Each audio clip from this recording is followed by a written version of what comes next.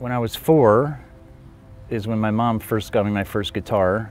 So my brother-in-law had a friend. He showed me my first chord, like legitimate chord. And so literally I would play that thing for hours until I got the right sound. And like when I got that right sound, that was it, I was done. I was like in love. My dad and his side of the family, they're all policemen. And he ended up, getting hooked on heroin, and he sold my guitar.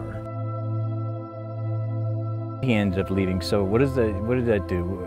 At 4, who knows what I was thinking, but I can't tell you this, that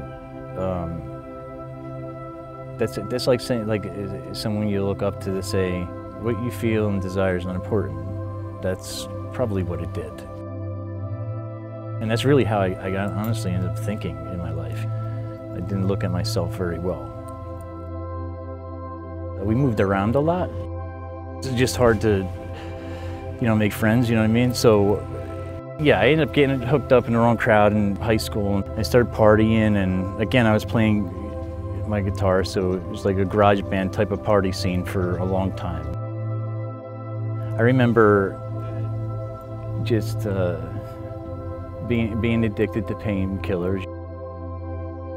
I was on them for a few years, and then I realized, oh man, I get sick if I don't have these things. I remember laying in my bed one day, and it was like a really dark time. I lost motivation in things, even the guitar. Like I just lost motivation in everything that gave me any kind of joy. I didn't know what joy was anymore. I remember praying. I said, Lord, if you provide a way out for me, I'll go. I just don't know what to do. And the very next day, my sister had called me, and she says, hey, your friend, he called and he was asking about you. He ran to the rehab. So I ended up going.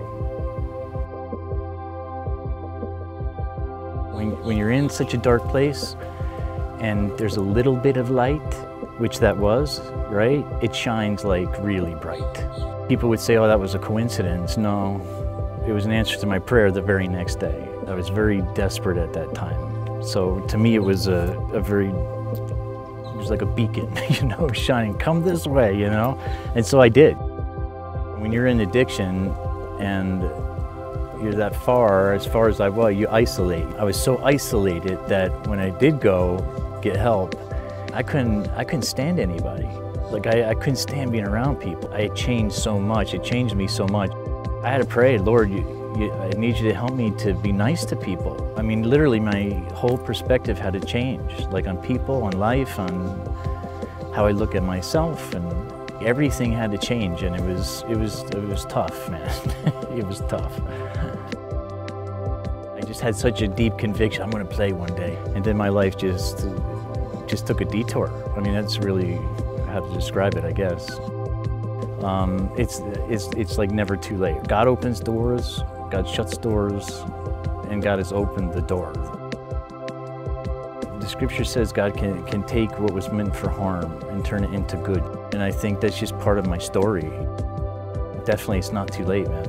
Have faith, and it seems crazy. It seems, what am I doing? That's the faith part that we were talking about, right? That's the faith part.